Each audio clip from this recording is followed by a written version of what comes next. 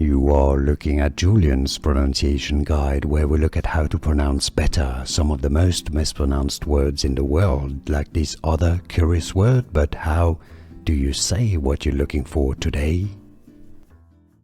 Let's learn how to pronounce these phrases once and for all correctly. If you want to learn more food names from France, make sure to stay tuned. You got them all at the end of the video.